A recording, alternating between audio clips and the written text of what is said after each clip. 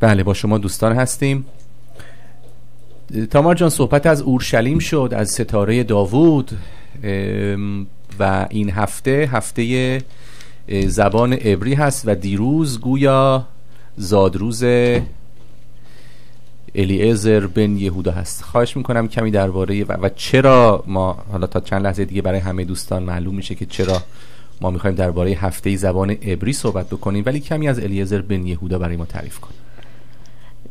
در سال 1911 میلادی در دانشنامه بریتانیکا مقاله در مورد زبانهای سامی نوشته شده بود که در اون مقاله زبان عبری زبان مرده محسوب می شد. چرا مرده؟ چون اون وقت که این 100 و اندی سال پیش بود زبان عبری در حال رستاخیز بود. در حال مردن. آره اما هنوز مرده محسوب می شد. تو اون مقاله می نوشتن که در این روزها یه تلاشی هست برای رستاخیز زبان عبری، اما این برنامه احتمال زیادی نداره، نه بیشتر از برگشتن قوم اسرائیل به وطن خودش که اون وقت هم خیالی بود. و چرا این سوالو میپرسم؟ چون که من نمیدونم دوستان اطلاع دارن یا نه، ولی بسیاری از واژه‌هایی که ما در زبان عبری ازشون استفاده میکنیم یا به کار میبریم به زبان پارسی پاک از فارسی اومده. آره مثلا میشه من بدونم؟ آره فقط در مورد الیعزر بن یهودا میخوام بگم که اون پدر زبان عبری امروزیه یا باززنده کننده زبان عبری محسوب میشه، با اینکه یه گروه نسبتاً بزرگی بودن اما اون رهبر اون گروه بود و واقعا تمام زندگیش مال زبان عبری بود. زبان عبری با زبان فارسی 2700 سال پیش آشنا شد، یعنی در 721 پیش از میلاد. 721 یعنی حتی قبل از دودمان هخامنشی، قبل از هخامنشیان توسط آشوری ها به سرزمین ایران برده می شدن و اونجا با زبانهای ایرانی آشنا می شدن و زبان پارسی باستان رو عبری تاثیر زیادی داشت از طریق کتاب مقدس. کتاب مقدس مخصوصا تومار استر و کتابهای عزرا و نخمیا و دانیل پر از واژگان فارسیه. مثلا قانون به زبان پارسی باستان داتا بود که اون داتا به عبری شده دت به عبری امروزی مذهبه، اما در تومار استر و کتاب عزرا اینا منظورش قانونه. و در فارسی امروز خب چون طبیعتاً میونه کلمه قانونی که از طرف خدا نازل شده، پس یعنی حرفی که خدا پس برای همین که از خدا داده شد. داتا به فارسی باستان یعنی داده، چیزی که داده شد و یعنی قانون از طریق خدا داده شد. نویسنده تومار استر اینو میدونه چون بازی با لغت میکنه. میگه قانون داده شد. به فارسی امروز هم فعل دادن از همون واژه است، هم داد تو دادگاه دادگستری از همون جالبه. خیلی جالبه. دادستان، دادخواه، دادگستر. و این برای یک عبری زبون این که دت واژه عبری نیست خیلی عجیبه، چون وارد زبان عبری شده، مذهبی میگیم دتی. الان هم یک فعل نسبتاً جدیدی حدتا به اولین بار من میفهمم این فعل رو به خیلی خیلی جدیده، خیلی خصوصی، یعنی مذهبی سازی. اوکی جالبه. یا اسم خودت پیام که به پارسی باستان پتی گاما بود. پتی یعنی به سوی، گاما یعنی رفتن، گام. همیشه با گام. پتی گام به عبری شده پیتگام بله پیتگام یا یعنی منو پیتگام بس صدا کنین؟ نه پیتگام اسم خاصی نیست. پیتگام به عبری یعنی ضرب المثل معنی چیزش، ولی اون ریشه اما در تومار استر هنوز به معنای پیامه. میگن پیام شاه رفت به تمام کشورها. چه واژه‌های دیگه از عبری وارد فارسی شده؟ از عبری وارد فارسی؟ نه معذرت میخوام، از فارسی به عبری. از فارسی به عبری، از فارسی نو به عبری، از ریشخند کردن. دقیقاً. به عبری میگن خنتقیش. خندریش. بله. خندریش. به خنتقیش یعنی خب خندریش، یعنی کسی که مسخره است یا چیزی کار جدی نمیکنه، یعنی هم بریش میخنده. خنده بریش. بله. جالبه. یکی از جالب ترین واژگان اسلنگ، بله زبان عامیانه. نه عامیانه، اسلنگ، واقعا اسلنگ. وقتی میگن کاغخانه، بله کاغخانه به عبری یعنی معذرت میخوام، بله به امروز، بله به خانه عفاف. نه خانه عفاف در عربی کارخانه عفاف خانه است. به عبری امروز یه حالتیه وقتی مثلا در شلوغکاری میکنن. بله که دیگه مثلا هیچ چارچوبی رو نمیشناسن. بله میکنن. یه چنین احساسیه که از کارخانه اومده. اما کارخانه وقتی که به عربی وام شده، خانه کار. بله اون کار. خیلی اون کار. بله خانه اون کار. آن کار دیگر. دقیقاً آن کار دیگر میکنه. چه واژه دیگه ای؟ من شنیدم که حتی کلمه عبری بول، بول از پول اومده. بله به بول که به فارسی همون تمبر هست. چون تمبر واژه فرانسه است، اما به عبری از بول که از ترکی اومده و به ترکی از طریق از فارسی اومده. بله یعنی نشونه اینه که تو پول اون پستی رو که قراره بفرستی دادی. بله. چه واژه‌ای دیگه ای؟ پادشاه دیوها در عبری اسمش اشمدای. اشمدای از ایشمدایوا اومد. ایشمدایوا در واقع واژه آوستاییه. دایوا یعنی دیو، که در واقع هم ریشه با دیواینه، با دیواین انگلیسی، چون در هند یا در زبان هندو ایرانی قدیمی دیو یا دیو خدا بود. بعد زرتشت خدایان رو دیو کرده و برعکس. همون واژه دیوا که همون به اصطلاح حالا یک زن موقری رو بهش میگن دیوا خواننده. اینم همون جهان فروز که اونجا بوده مثلا. بله حالا یا ریتا یا بله یا کسای دیگه دیوا. این هم ریشه با دیوه، اما از وقتی که دیو خدا بود. دیوس. بله تمام این ایشمدای و دیو خشم بود و وارد عبری شده از طریق آرامی، چون به عبری این واژه مثل یک واژه عبری به گوش میرسه، مثل واژه لشمید، شمد. بله بله یعنی از خرابکاری. بله از بین بردن. از بین بردن یا خراب کردن. یک واژه دیگری که از طریق آرامی به عبری خیلی بالا اومده، گوشپنکا. گوشپنکا به عبری یعنی مدرک، سند، نه مهر زدن، یعنی چیزی که به سند اعتبار میده. تایید، مثل تایید ها. تایید آره، یا اعتبار. چیزی که اعتبار میده که به پارسی باستان یا میانه، به پارسی میانه انگشتبان بود. انگشتبان یعنی انگشتار که باش مهر میزنی. بله شاهی که با اون چیز. الان انگشتبان اون چیزیه که که رو انگشت میپوشی برای اینکه از سوزن. بله وقت خیاطی دست سوراخ نکنه. بله جالبه. بله بله. دوستی داریم از طریق اسکایپ با ما میخوان تماس بگیرن. درود بر شما. درود بر شما جناب آقای رامین پیرامون.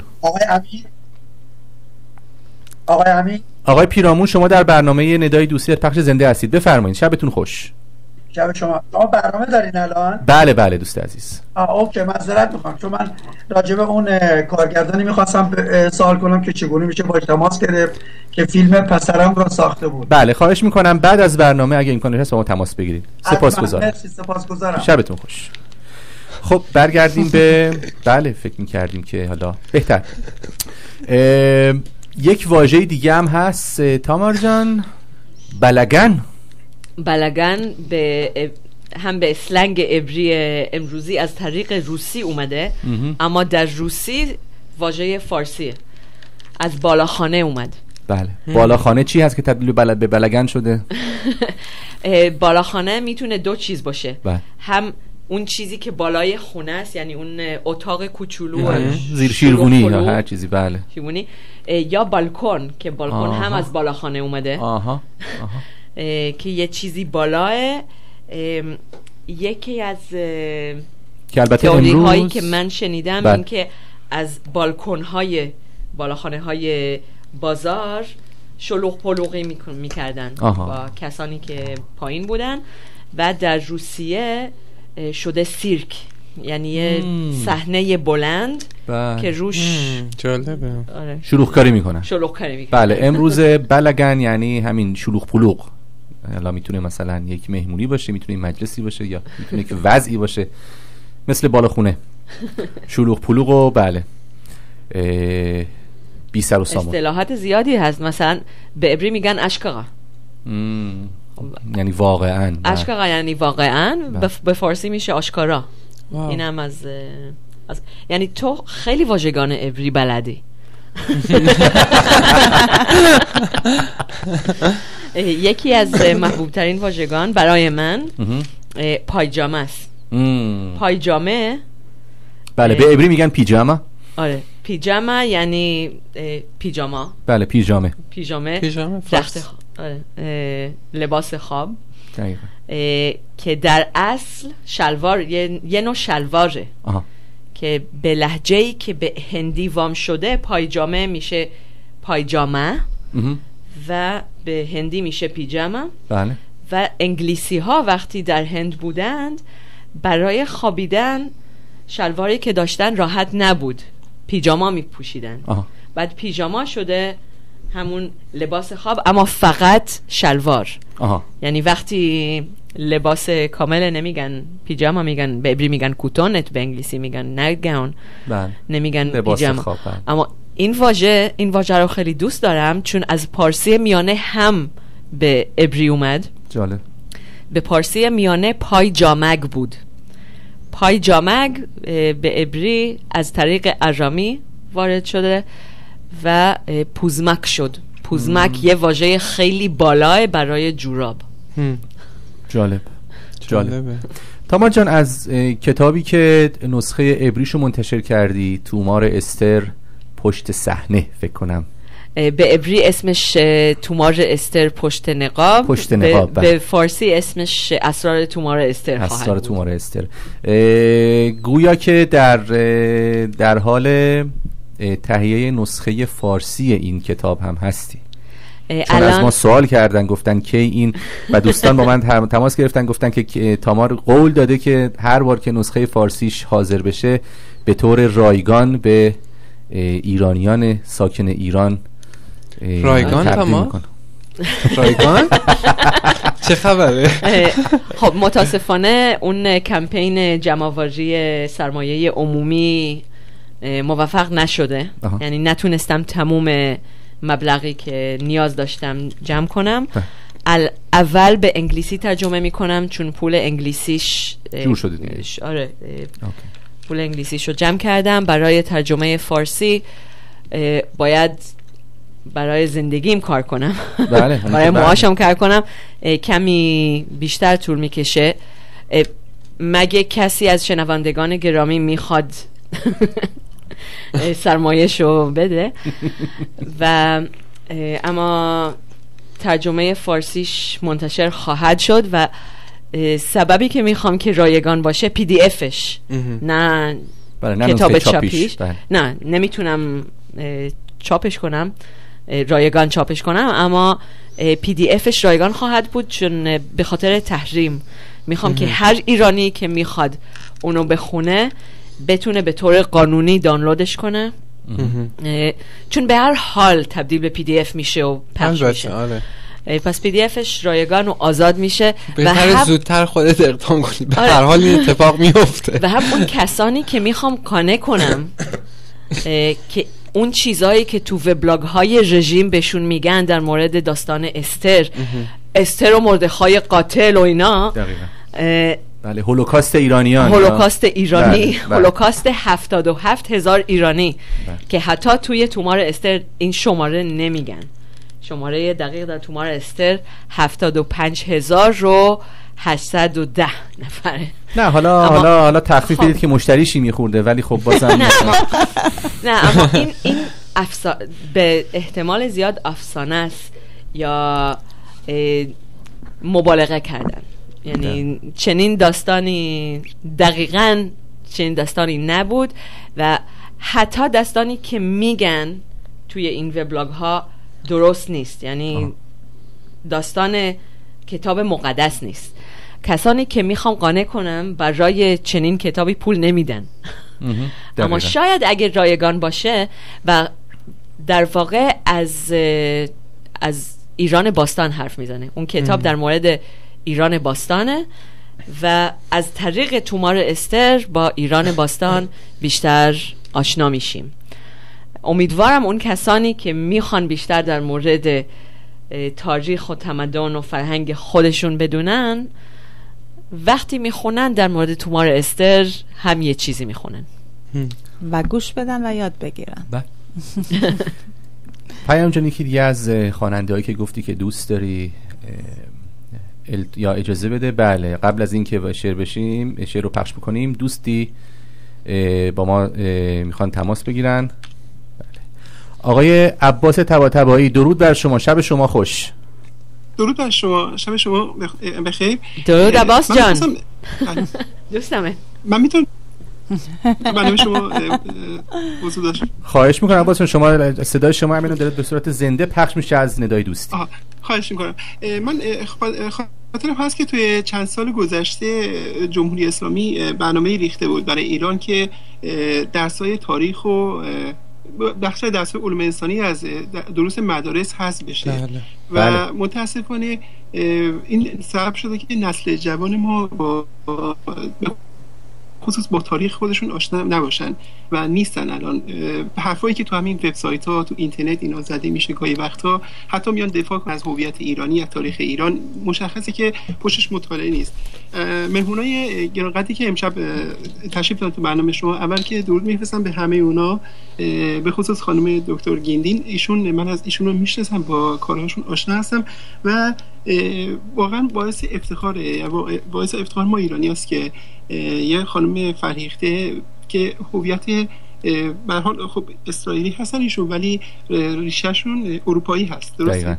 ایشون اینقدر علاقه من بودم به تاریخ، فرهنگ خاورمیانه و ایران، به خصوص ایران مطالعه کردم و ما الان صحبتایی که از رادیوی شما میشنویم، چیزی که جوانان ما باید توی کتابای درسیشون، تو رادیوهای میهن خودشون، از تاریخ خودشون، از فرهنگ خودشون بشنون و متاسفانه این خلل وجود داره و ما برای رسانه‌شون آرزوی موفقیت میکنیم و سپاسگزاریم که این فرصت رو برای جوانان ما فراهم کردید.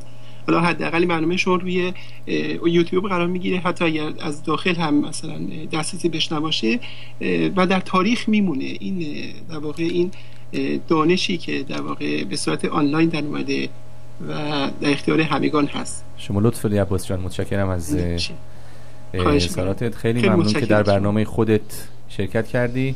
زنده باشید. اگه فرمایش دیگه نداری باهات خداحافظی. زنده باشید، موفق باشید. شبت خوش عباس جان. شب خوش. شب خیر عباس جان. سپاس.